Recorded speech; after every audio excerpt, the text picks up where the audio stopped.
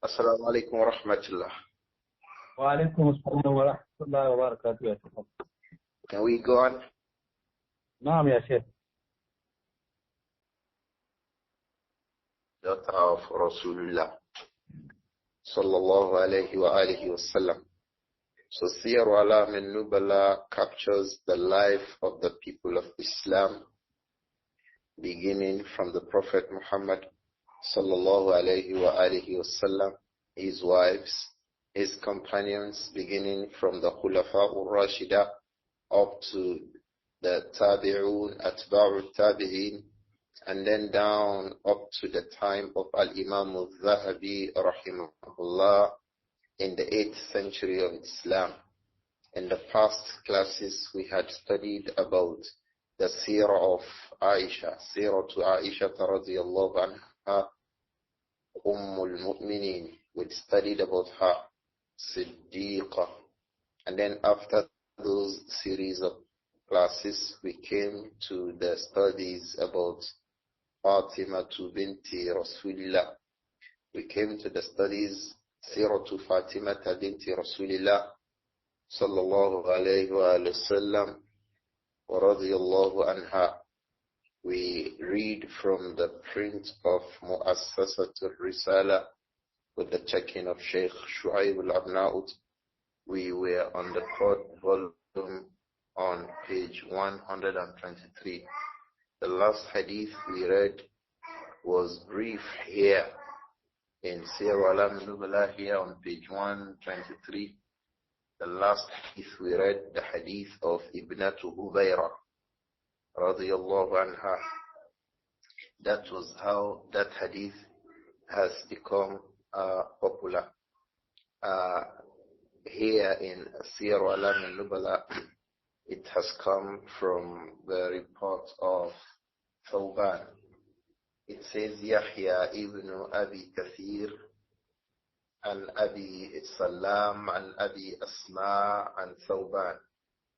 That was how it has come.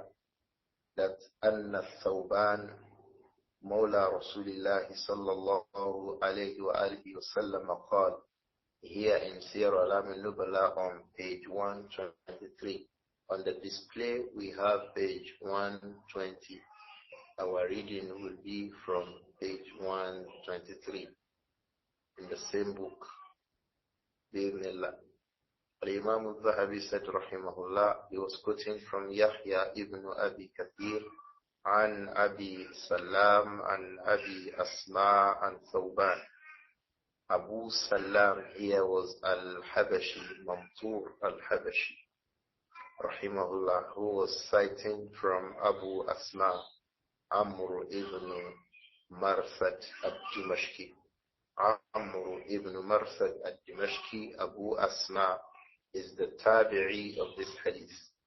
He was also citing on the authority of Thawban. Thawban was the freed slave of the Prophet Muhammad sallallahu alayhi wa sallam. He was the one who narrated this incident. That دخل رسول الله صلى الله عليه وآله وسلم على فاطمة وأنا معه. Thawban said دخل رسول الله صلى الله عليه وآله وسلم على فاطمة وأنا معه. The Messenger عليه الصلاة والسلام came into the apartment of Fatima وأنا معه. When he did that, I was with him. وَقَدْ أَخَذَتْ مِنْ عُنُقِهَا سِلْسِلَةً مِنْ ذَهَبٍ. At that time, Fatima radiyallahu anha had brought to her hand a chain from gold that she had. This report said Fatima had on her hand a chain from gold. فقالت, Fatima said radiyallahu anha, هذه أهداها لي أبو الحسن.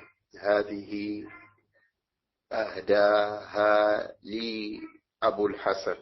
Fatima said, my husband Abu Hassan, referring to Ali ibn Abi Talib, أهداها لي, he gave it to me as a gift. فقال, then the Prophet said عليه الصلاة والسلام, يا فاطمة, أيسرك أن يقول الناس هذه فاطمة بنت محمد وفي يدها سلسلة من نار. The Prophet queried, reproaching her, Ya Fatima, O Fatima, أيسرك أن يقول الناس, will it be pleasing to you that the people should go on and start saying that هذه فاطمة, this is Fatima, the daughter of Muhammad, وفي يدها سلسلة من نار, and she has a chain from the fire on her hand, referring to the chain that Fatima was holding on her hand, which was a gift that she had gotten from radiallahu anha, which was a gift she had gotten from her husband, Ali ibn Abi Talib. The Prophet was reproaching her, Ya Fatima, أيسرك أن يقول الناس هذه فاطمة بنت محمد وفي يدها سلسلة من نار. Will it be pleasing to you, O Fatima, أيسرك أن يقول الناس, that the people should go on to start saying that the Fatima, the daughter of Muhammad, was having a chain from the fire on her hand. The query about that from the Prophet sallallahu alayhi wa sallam was because, as the hadith said, أخذت من عنقها سلسلة من ذهب. The chain was from gold. The issue about the chain was because the chain was made from gold. It was a golden chain. So the Prophet reproached her, sallallahu alayhi wa sallam, in this report, ثم خرج, and then he went out. فاشترت بالسلسلة غلاما. Fatima radiallahu anha, in the fuller reports that we read in the last class, she went out. The fuller report occurs in the Musnad of Imām Ahmad, others in the Mustadrak of Imam Hakim, and so on. We read that fully in the last class. Fatima radiallahu anha اشترت بالسلسلة غلاما. She went to the market and sold the gold. She sold the golden chain she had, that the Prophet called alayhi salatu wasalam silsilatun min nar, a chain from the fire. She sold it, radiallahu anha, and then she purchased a slave, فَأَعْتَقَتْهُ, and then she freed the slave. She purchased a slave with the price that she had received from her sale of that golden chain. فَأَعْتَقَتْهُ, and then she freed that slave.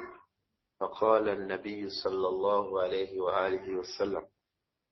Thereupon the Prophet sallallahu alayhi wa sallam said, Alhamdulillahi alladhi najja Fatimata minan nar. All praise belong to Allah. Alladhi, the one who has najja Fatimata minan nar, the one who has saved Fatima, the one who has protected Fatima from the fire. This is the evidence according to some of the scholars, especially Al-Imam Muhammad Nasir al-Albani, who has a view that this is evidence that it is not lawful for women to wear chains from gold. He employed this as an evidence to say the women should not wear this chain from gold. He said, rahimahullah, because the Prophet called it silsilatun min nar. He called it a chain from the fire because it was a chain from gold. Many others amongst the scholars have said so many things about that view. They say that the Prophet sallallahu alaihi wasallam criticized Fatima does not mean that the use of the gold was not lawful. That maybe Fatima and Ibnatu Hubayra, who were both involved in the story, in the case of Ibnatu Hubayra that we read to us in the last class, the Prophet sallallahu alayhi wa alihi wasallam saw her wearing khawatima min dhahab, Khawatim, those were what was khatam, the rings. Rings mean zahab. She was wearing golden rings. Yuqalu laha al-fatakhu. Those golden rings were called al-fatakhu. They are rich in gold, very big golden rings. فجعل رسول الله صلى الله عليه وسلم يقرأ يدها بأصية معه. The Prophet was having an asa. So he said here, Usayya. The Usayya was a small stick he had on his hand. فجعل رسول الله عليه الصلاة والسلام يقرأ يدها بها. The Prophet began to beat the hand of Ibn Hubayra with that stick that he had. And then he said, sallallahu alayhi wa sallam, أَيَسُرُّكِ أَنْ يَجْعَلَ اللَّهُ فِي يَدِكِ خَوَاتِيمَ مِنْ نَارٍ. Does it please you, أَنْ يَجْعَلَ اللَّهُ فِي يَدِكِ, that Allah should place on your hands خَوَاتِيمَ مِنْ نَارٍ, rings from the fire? Will you like rings from the fire? So he called it rings from the fire for Ibn Hubayra. For Fatima radiallahu anha, in her own case, she had golden chains. The Prophet sallallahu alayhi wa sallam called it silsilatun minna, chains from the fire. So some of the scholars say the reason was perhaps because they had not paid the zakah for the chains and the rings, was why the Prophet sallallahu alayhi wa sallam disallowed them and mentioned that they were from the fire. Some say perhaps because the golden contents in the ring were too big for the hands of Ibn Hubayra. Many explanations were given by the scholars. But Imām Al-Albani rahimahullah said that these explanations are extraneous. They are outside the hadith, because the hadith clearly shows that the Prophet condemned them, alayhi salatu wassalam, because they were actually made from gold. The Prophet condemned them because they were actually made from gold. A lot of discussions amongst the scholars regarding this. Allahu Alam. But these are some of the issues that have been reported regarding Fatima radiallahu anha. The point of benefit regarding the life of Fatima in this report was that she quickened to respond to a sermon by her father, as her father told her that, Ya Fatima, أَيَسُرِّكِ أَنْ يَقُولَ النَّاسِ هَذِهِ فَاطِمَةُ بِنْتُ مُحَمَّدٍ وَفِي يَدِهَا سِلْسِلَةٌ مِنْ نَارٍ. Would it please you that people say that this is Fatima, and she has on her hand silsilatun min nar, a chain from the fire? Will it be pleasing to you? And quickly, ishtarat bis-silsilati gulaman, she quickly went to sell the gold and then buy a slave, fa'ataqathu, and then she freed the slave. This is part of al-musara'atu ila al-khayr. It shows that Fatima radiallahu anha was a person who quickly responded to a call towards goodness. Her father cautioned her and admonished her. She accepted the caution, and then she responded with something very good, to the extent that the Prophet sallallahu alayhi wa sallam was very pleased with her. In the other reports, in other books of hadith, the Prophet actually sallallahu alayhi wa sallam was saying, Allahu Akbar. Allah, when he heard that Fatima had sold that chain from gold and that she had purchased a slave from the money, and she has actually freed the slave from the money that she got from her sale of that chain, the Prophet said, Allahu Akbar. And then he said, sallallahu alayhi wa alihi wa sallam, Alhamdulillah alladhi najja Fatimata min an-nar. All praises belong to Allah who had saved Fatima from the fire. If we come to the report on page 124. Imām Adh-Dhahabi said, rahimahullah, reporting from Dawood ibn Abi Furat. Dawood ibn Abi Furat. Imām Adh-Dhahabi cited Dawood ibn Abi Furat on page 124. He said Dawood ibn Abi Furat. Dawood ibn Abi Furat was Dawood ibn Abi Furat. Abu Furat was Amr. So he is Dawood ibn Amr. Dawood ibn Amr Abu Amri al-Kindi. He was reporting from Ilba. Ilba ibn Ahmar was well known from amongst the scholars, amongst the At-Tibyān. Ilba ibn Ahmar al-Yashkuri. He was the one who reported from Ikrimah al-Barbari, that well-known student of Abdullah ibn Abbas. And this report is actually from Ibn Abbas, marfu'an, meaning that it was a report that Abdullah ibn Abbas had collected from the Prophet Muhammad sallallahu alayhi wa alihi wasallam, that the Prophet said, أفضل نساء أهل الجنة خديجة وفاطمة. أفضل نساء أهل الجنة خديجة وفاطمة. The Prophet said, sallallahu alayhi wa alihi wasallam, that أفضل نساء أهل الجنة, the best, the most virtuous, the most eminent of the women of the people of Al-Jannah was who? Khadija. And who? Fatima. We all know Khadija, that well-known, well-respected wife of the Prophet Muhammad sallallahu alayhi wa alihi wasallam, very honorable. Khadija bint Khuwaylid was the wife of the Prophet Muhammad alayhi salatu wasalam, and the first human being to accept Islam. Khadija radiyallahu anha bint Khuwaylid, she was the first human being to accept Islam.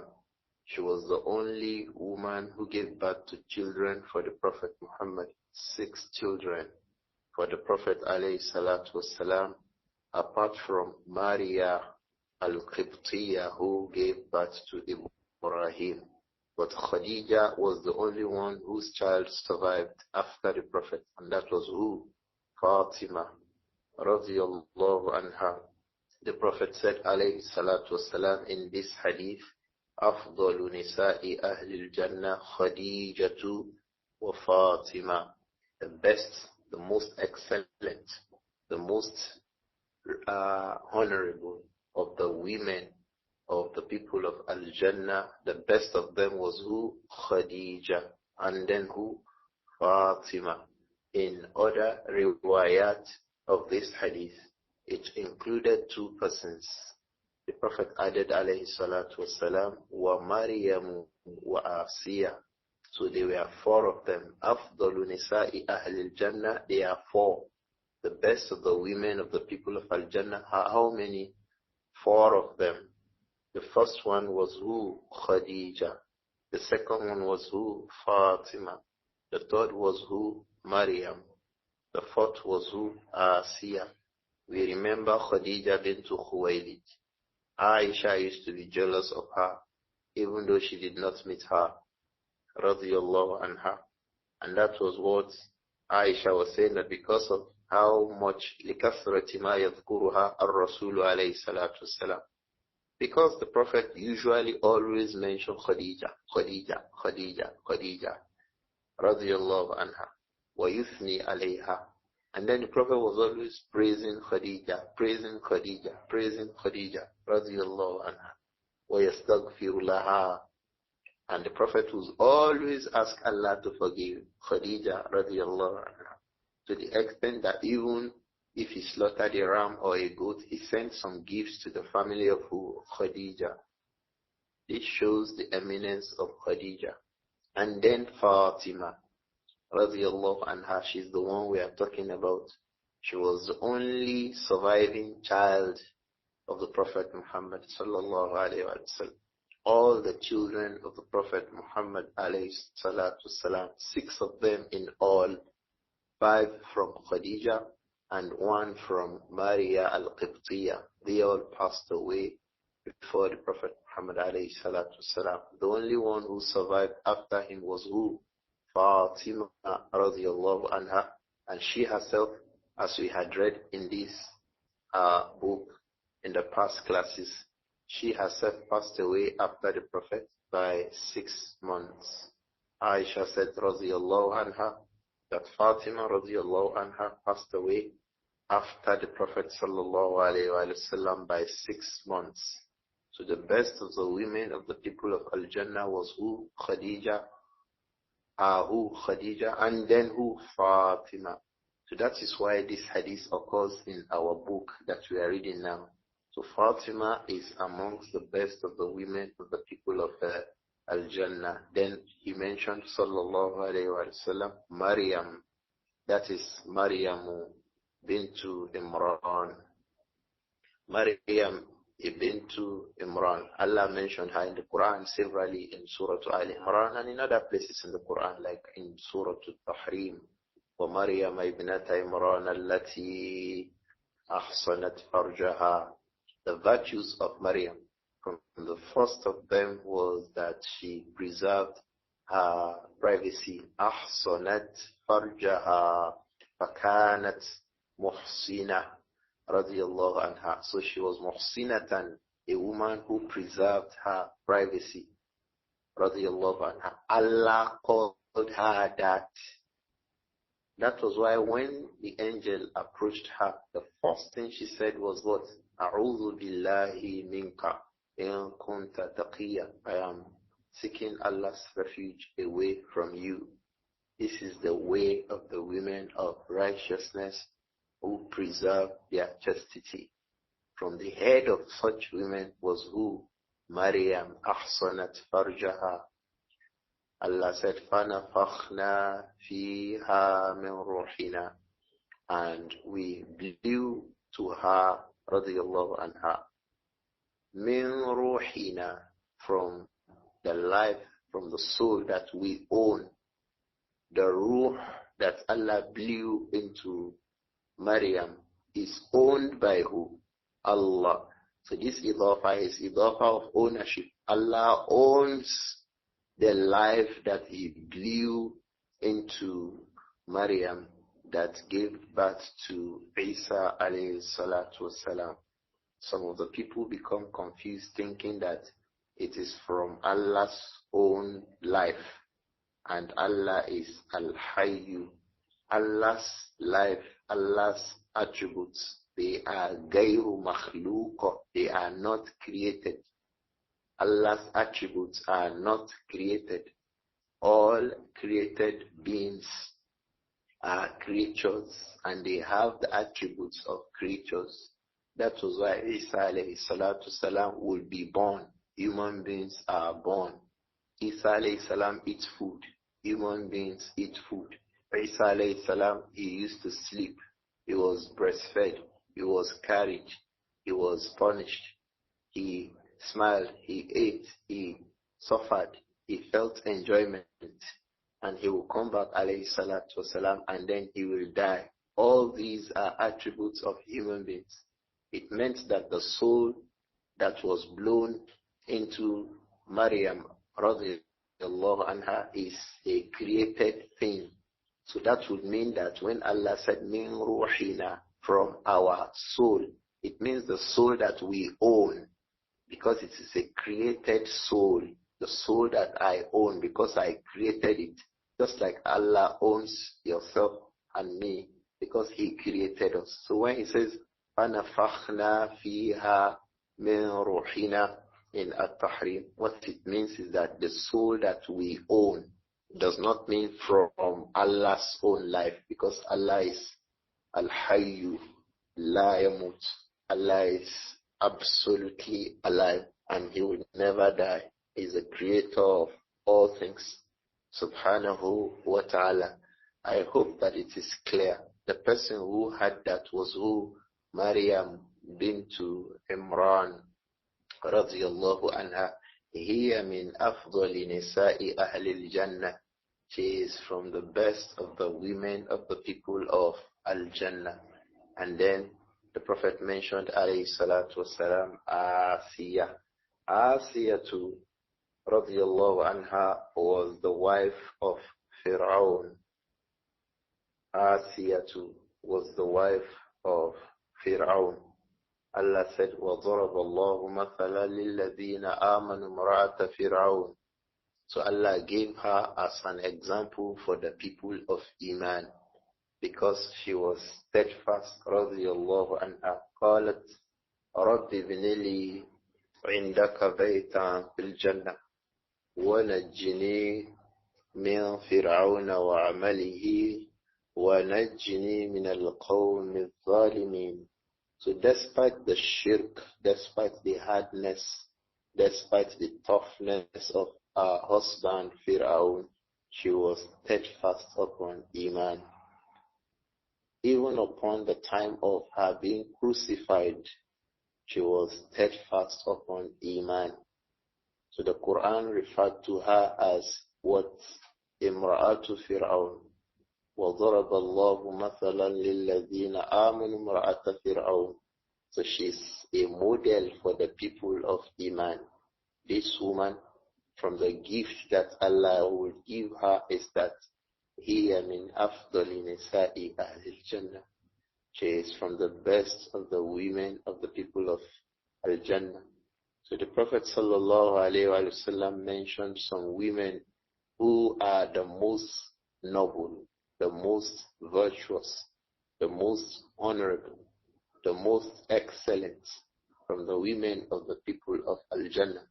He mentioned Khadija, he mentioned Fatima, he mentioned Maryam, he mentioned Asiya.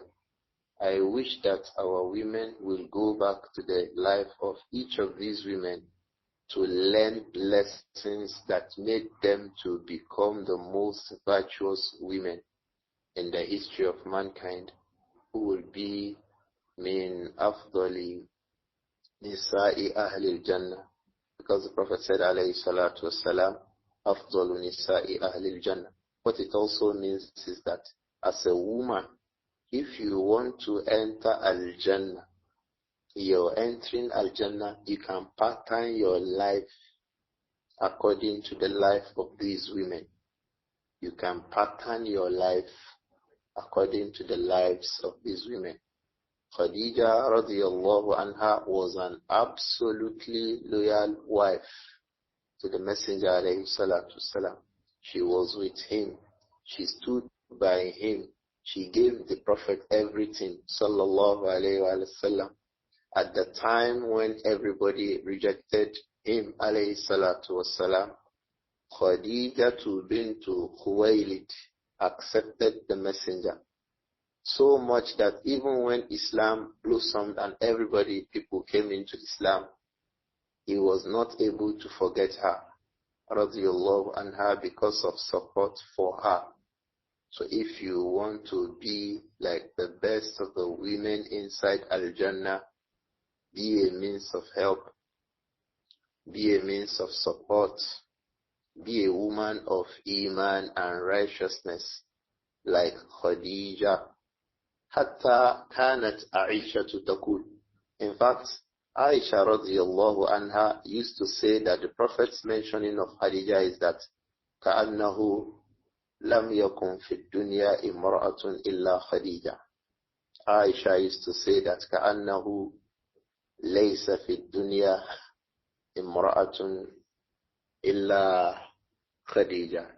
So the Prophet was always mentioning her because of the kind of support that he got from her.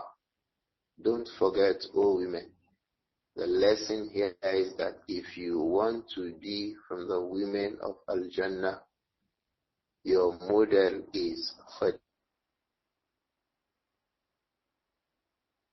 for a wife. How about for a daughter? The daughter here was who? Want to be a woman and from the best of the model your life, pattern it. bint Rasulillah sallallahu alayhi wa sallam. She was firm upon Iman. She did not allow the hostility in the community she lived. She did not allow it derail from her goals in life. Oh women, please, these are your models. Khadija is your model. Fatima is your model. Radiyallahu anhum. Likewise, Maryam. Allah said, Ahsanat farjaha. Attention to now is chastity. That is the biggest hallmark I described Maryam with. Likewise, Asiya.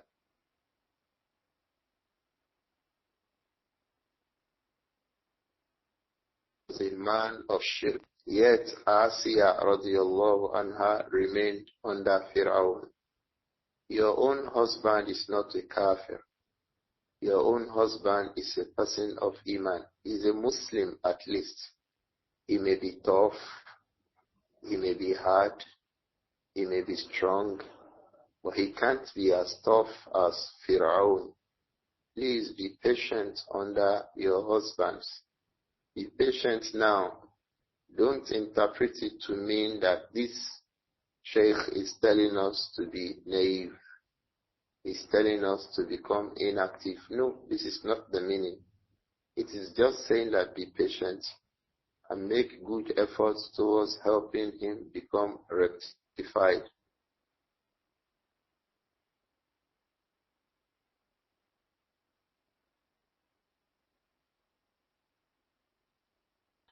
To be a woman towards your husband, no matter how difficult he may be. May Allah protect all of us. The point of reference here is that from the best of the women of the people of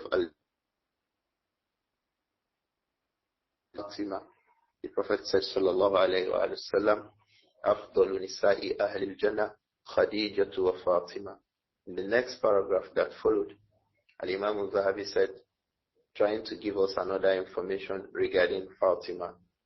He said, rahimahullah, Ahmad ibn Hanbal, because this hadith we want to read now actually occurs in the Musnad of Al-Imam Ahmad and in other books of hadith like Al-Mustadrak by Imam Hakim. So Imām Adh-Dhahabi said, Ahmad ibn Hanbal حدثنا يحيى ibn Abi Zaida. Yahya ibn Abi Zaida, he is Yahya ibn Zakaria ibn Abi Zaida. So he is Yahya ibn Zakaria ibn Abi Zaida. He said, Akhbarani Abi. His father in reference was who? Zakaria ibn Abi Zaida. He said, An al-Sha'bi. Al-Sha'bi is that well-known Imam. He was a great scholar of tafsir. He was a great scholar of hadith. He was a great scholar of fiqh. He is well known in the various sciences of Islam. Al-Imam Amir ibn Sharahil al-Sha'bi. He was reporting from Suwayd ibn Ghafala. Suwayd ibn Ghafala is well known. He was the one who said, خطب علي بنت أبي جهل إلى عمها. خطب علي بنت أبي جهل إلى عمها. Suwayd ibn Ghafala gave us this report that Ali ibn Abi Talib خطب بنت أبي جهل. He proposed to marry one of the daughters of Abu Jahl. We told us at the beginning that that girl's name was what? Juwayriya bintu Abi Jahl. And we remember that Abu Jahl was from the enemies of Islam. Allah took him away in the battle of Badr. He was injured, he was killed in the battle of Badr. Abu Jahl. He was from the noble people amongst the people of Makkah, but he did not accept Islam. He died upon shirk, even though some of his children, and like this, his daughter Juwayriya, accepted Islam. So right in the time of the Prophet Muhammad alayhi salatu wasalam, Abu Jahl had children who had accepted Islam. So he said, خطب علي بنت أبي جهل علي ibn Abi Talib Abu al-Hasan, the husband of Fatima, proposed to marry Juwayriya, the daughter of Abu Jahl. He gave that proposal ila عنها, to her uncle. The name of the uncle of Juwayriya was Al-Harith ibn Hisham. So Ali ibn Abi Talib told Al-Harith ibn Hisham that he wants to marry Juwayriya bintu Abi Jahl. I hope that it is clear. فَاسْتَشَارَ النَّبِيَّ صَلَّى اللَّهُ عَلَيْهِ وَسَلَّمَ. After Ali ibn Abi Talib had given that khitbah, he returned to the Prophet Muhammad sallallahu alayhi wa sallam. فَاسْتَشَارَهُ. He came to ask for advice from the Prophet Muhammad sallallahu alayhi wa sallam. Don't forget, Ali ibn Abi Talib was not just a son-in-law to the Prophet alayhi salatu salam. The Prophet was his guardian. The Prophet had taken him from his father Abu Talib, and he grew up under the eyes of the Prophet, I mean Ali. So if he made a khitbah and he returned to the Prophet for an advice, he was returning to a father, not just a father-in-law. He was returning to a father. And then don't forget, the Prophet sallallahu alayhi wa sallam, he was Rasulullah. He was a messenger of Allah. Even those who were not related to him by blood, amongst them would come to seek advice when they did things like this. So it was not out of place for Ali to give a khitbah to marry a woman, and then he would still come and be asking for advice from the Prophet Muhammad sallallahu alayhi wa sallam.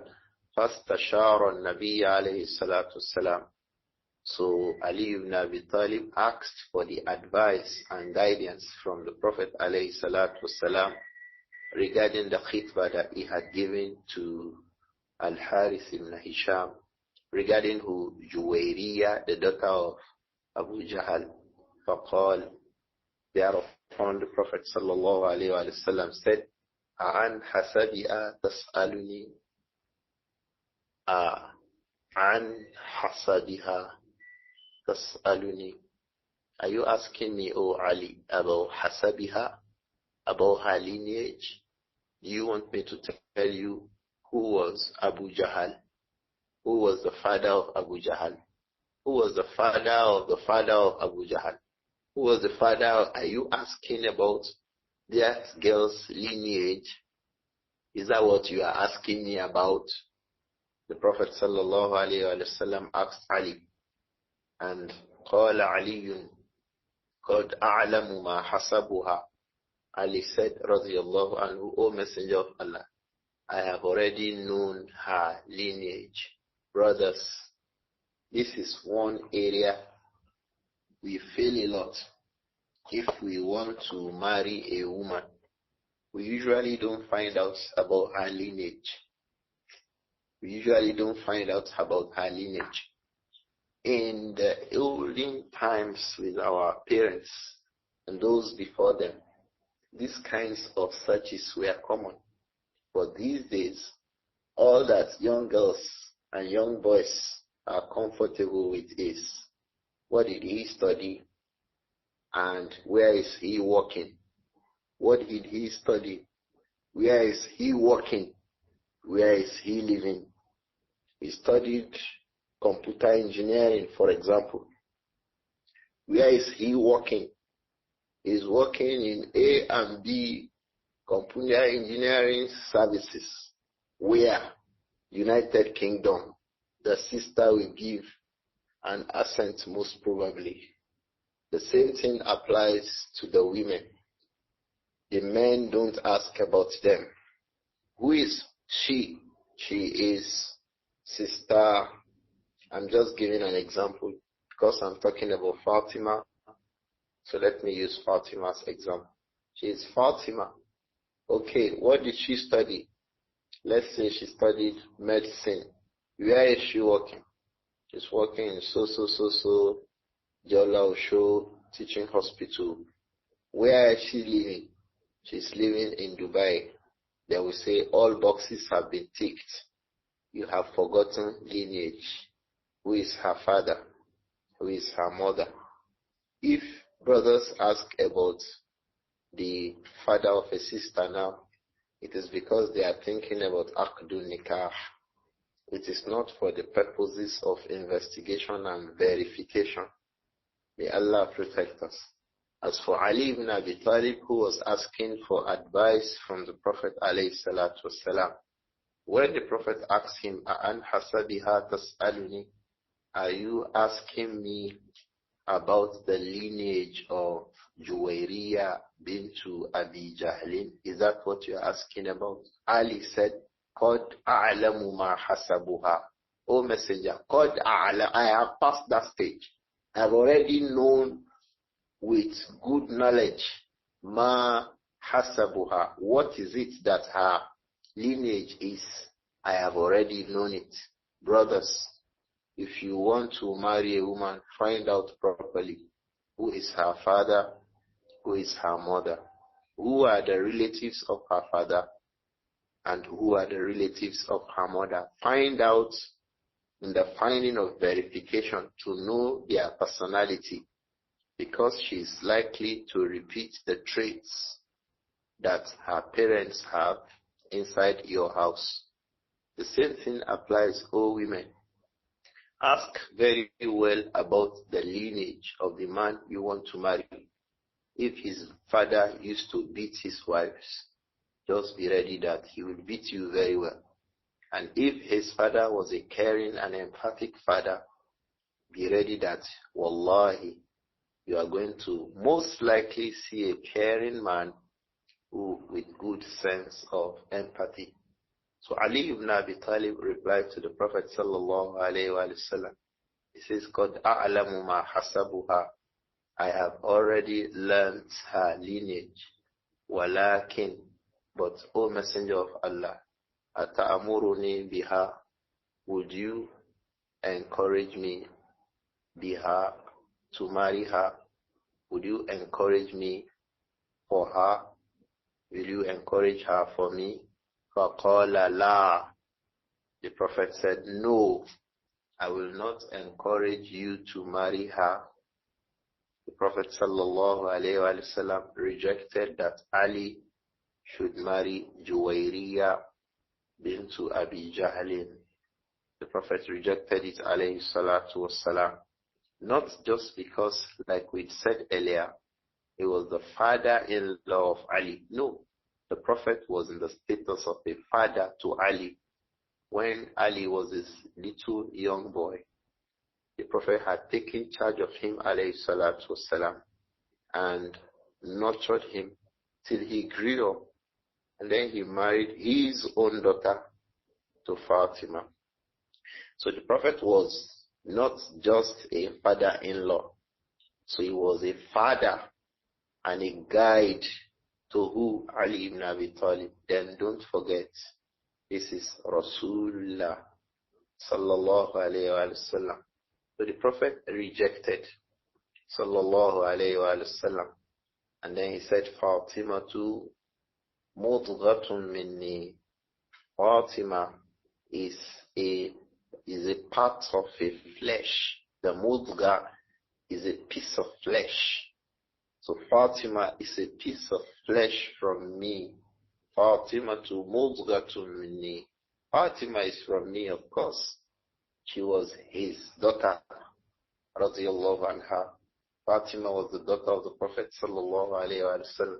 In other reports of this hadith, the Prophet sallallahu alayhi wa sallam would say that, Innama Fatimatu bad'atun minni.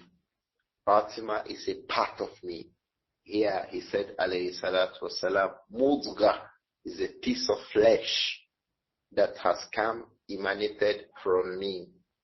And in other reports too, the Prophet sallallahu alayhi wa sallam added it and said, فَمَنْ أَغْضَبَهَا أَغْضَبَنِي. Whoever makes Fatima to become angry will certainly make me angry. If you make Fatima become angry, I'm going to become angry with you.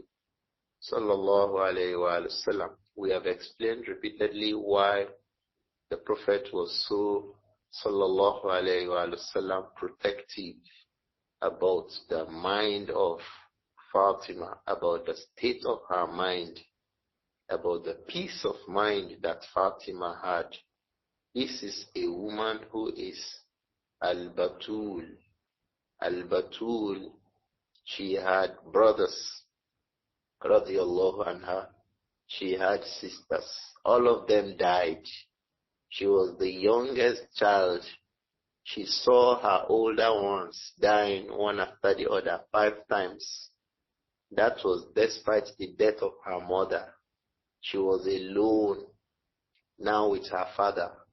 Do you think that this kind of a woman can sustain any difficult mental situation? Do you think a woman who saw her mother died, she saw her 2 brothers died, she was witness to it when one after the other, her sisters, 3 of them died. Ruqayya died, Kulthum died, Zainab died before her.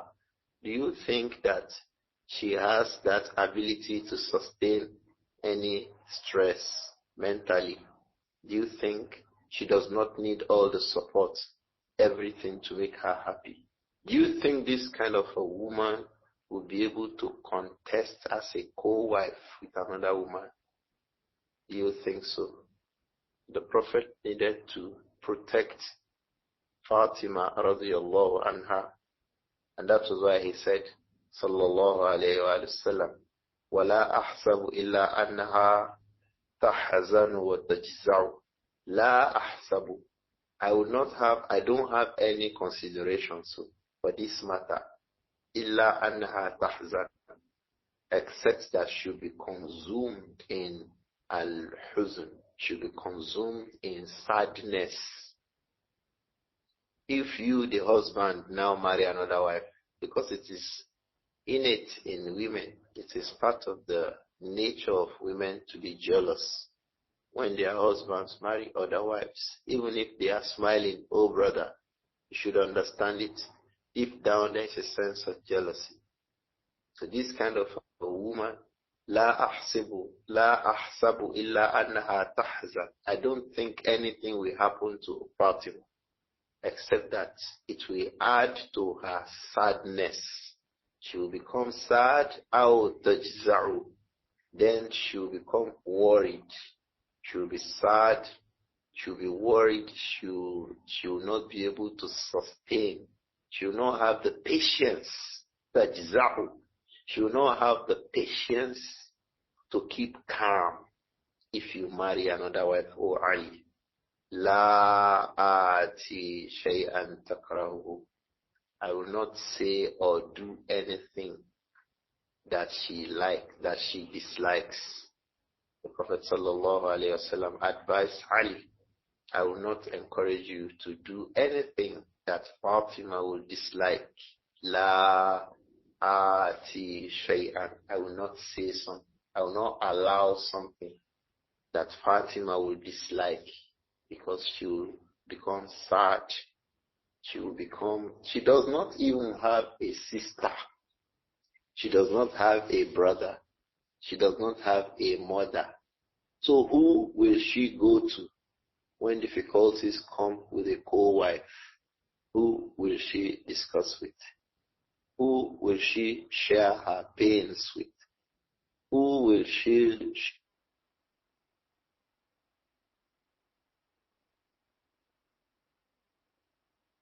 share things will bring sadness to her? It will make her become so impatient and unable to bear the situation. It means the reasons the Prophet sallallahu alaihi wasallam rejected that Ali ibn Abi Talib should marry Juwayriyah bint Abi Jahl was because it would be too difficult for Fatima radiallahu anha to bear. There are other reasons the Prophet rejected. In another hadith, the Prophet sallallahu alayhi wa sallam made it clear. He said, Inni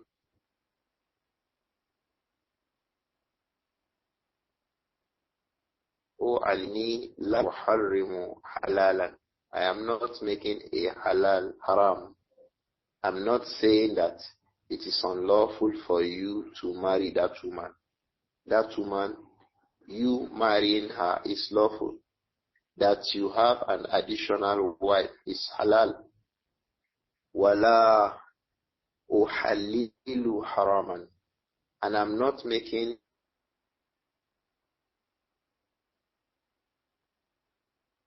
lawful. Walakin wallahi. But what I am after, O Ali, and I swear by Allah, is that لا تجتمع بنت رسول الله صلى الله عليه وسلم وبنت عدو الله عند رجل واحد.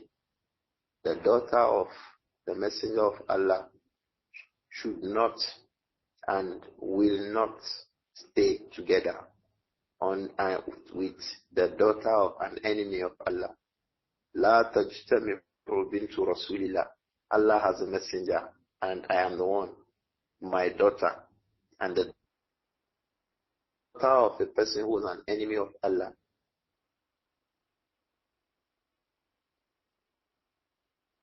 It is not appropriate.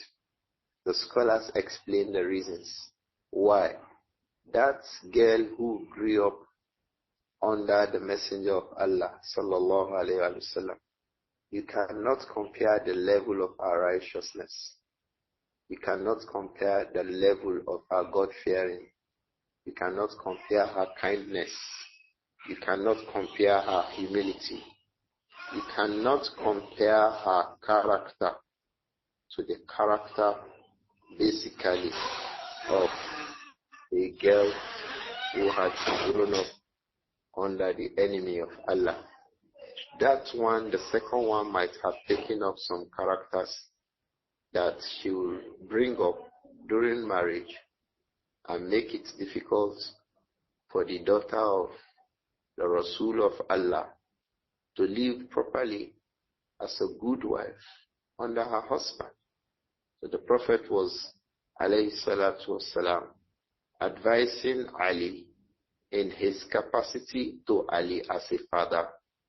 He nurtured him, he brought him up. He was also addressing Ali, sallallahu alayhi wa sallam. He was addressing Ali in his capacity as Rasulullah, who would advise Ali in every circumstance regarding any matter, whether it was regarding his own daughter or any other affair for that matter. So in this hadith we have read today, we have known another reason why the Prophet sallallahu alaihi wasallam rejected that Fatima should have a co-wife. That reason was because, as he said, the Prophet sallallahu alaihi wasallam told us that Fatima will tahzanu aw tajza'u, should be consumed in al-huzn, in a lot of huzn, sadness, aw tajza'u, she would have a lot of worry in her mind. So the Prophet said, sallallahu alayhi wa sallam, La ati shay'an takrahuhu. I will not do something that Fatima would dislike. This was advice that Ali ibn Abi Talib got regarding marrying Juwayriyah bint Abi Jahl as a wife over Fatima. Ali ibn Abi Talib took to this advice and he never married any woman over Fatima until Fatima died. Radiallahu anha. I hope that this hadith is clear, inshallah, and the time is already far spent. but there are other reports regarding the virtues of Fatima radiallahu anha. From the things we learned in the last hadith is that Fatima is a girl, was a woman radiallahu anha from the daughters of the Prophet, and it is unlawful to displease her. It is unlawful to displease Fatima. Why is it unlawful to displease Fatima? Because if you displease Fatima, you will displease the Prophet Muhammad sallallahu alayhi wa sallam. And it is haram to displease the Prophet Muhammad sallallahu alayhi wa sallam. A woman can come today and tell her husband not to marry. Why? She does not want him to displease her. No, you are not Fatima. Because if your husband displeases you because he is taking a second wife, there is no Rasulullah that will be displeased as a result of your own displeasure, O woman. So you cannot employ this as evidence to restrict your husband from getting married. Fatima was a special woman, and that was why Al-Hafiz ibn Hajar said that perhaps this case is restricted to Fatima, because the Prophet clearly said it that إِنَّمَا فَاطِمَةُ بَضْعَةٌ مِّنِّي فَمَنْ أَغْضَبَهَا أَغْضَبَنِي. Fatima is a part and parcel of me. Anyone who makes her angry makes me angry, and it is haram to make the Prophet angry sallallahu alayhi wa sallam. So the lesson here is that the Prophet sallallahu alayhi wa sallam protected Fatima and mentioned her virtues. That her virtue should not be destroyed by bringing another woman from a negative background to marry into the same house where you have the daughter of the best of men. It means that, oh men, when you want to take a second wife for the sake of Allah, don't forget the religiosity of your first wife. If your first wife is very religious, liLla, don't go and bring a fasiqah in the name of making her learn. No, they didn't tell you to bring a woman who is learning religion as a wife. They commanded you to choose a woman who is already upon good religion as a wife. So don't bring a woman of bad character, bad religion, bad family background, bad way of life to your family where you already have God-fearing women, women who are afifat, women who are under jalabib, women who are under obedience to you. Don't go and bring a woman into the house that will corrupt your first wife and corrupt the house with the rest of the children. These are some of the things that we have learnt from the Prophet's rejection of the marriage proposal regarding Juwayriyah bint al-Harith radiyallahu anha. I hope that this is clear today about the Rahman. Can we look at all the questions we have? Salawatullah alaikum ya Shaykh Ali. Ameen wa iyyakum about the Rahman. We have no question yet. If we don't have a question, or was the class clear? It's clear, ya Shaykh Ali. A question just entered now. Okay. What does it say? It says, please, I heard there is a stipulated amount to collect as mar according to the Sharia. Please, how true is this? There is no stipulated amount that the mahar of a woman must be this and this. What the scholars have done in various madhahib is to give us something like a general estimate.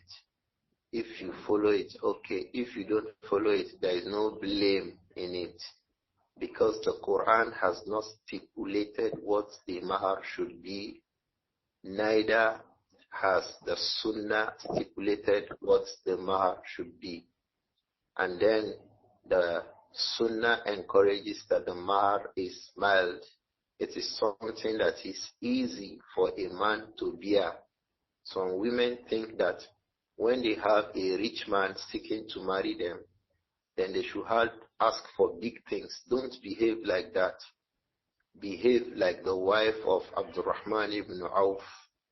Do you know Abdurrahman ibn Auf az-Zuhri, that well-known billionaire amongst the companions of the Prophet Muhammad sallallahu alaihi wasallam? When Abdurrahman ibn Auf passed away, his wives got 100,000. My brothers, his wives, each of the 4 wives of Abdurrahman ibn Auf got 100,000 silver coins. Each of the wives of Abdurrahman ibn Auf got 100,000 silver coins. 4 women. 200 silver coins is equivalent to 900,000 naira. 200 silver coins today is equivalent to 900,000 naira. So 100,000 silver coins is equivalent to what? Please tell me. 100,000 silver coins will be equivalent to what? If 200 silver coins is equivalent to 900,000 naira. That was the amount each of the wives of Abdurrahman ibn Auf got from his inheritance. This same group of women, the one that he married in Medina, he only gave her 5 silver coins, 5 dirhams. A woman collected 5 dirhams from Abdurrahman ibn Auf. That woman upon inheritance inherited 100,000 silver coins. This is how it should be. So don't say because the brother proposing to marry you is rich, you want to cut off his head with the mahar. Be easy with the mahar. The Prophet ﷺ has said to us that min yumnil mar'ati tashilu amriha. From the good, righteous thing about a woman is tashilu amriha. How easy the marriage was. How easy the man was able to provide the mahar. It was easy for him. So women today, you start hearing a sister saying she wants to go for Umrah. Umrah now is 4.7 million. So the man starts running helter-skelter. A woman can say the man should build a house. A woman can say the man should buy her a ship that can sail and be harbored at a Lekki trade-free zone. Free trade zone, or what do you call it? So be careful about all of these, women. Make what you request, make it easy so that the men can pay your muhur easily. Ibn Auf, Abdurrahman ibn Auf, paid only 5 dirhams for his marriage, even though when he died, radiyallahu anhu, that same woman inherited 100,000 dirhams. How much is 100,000 dirhams today in naira?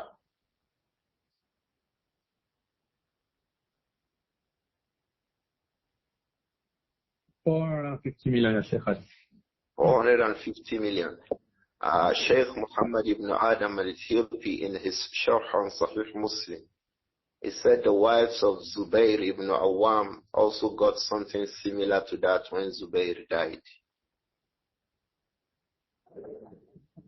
Zubair ibn Awam, radiyallahu anhu, his wives also got something similar to that. You can imagine a man dying and then he has a woman having to take 450 million. May Allah protect us and provide for us. Amen.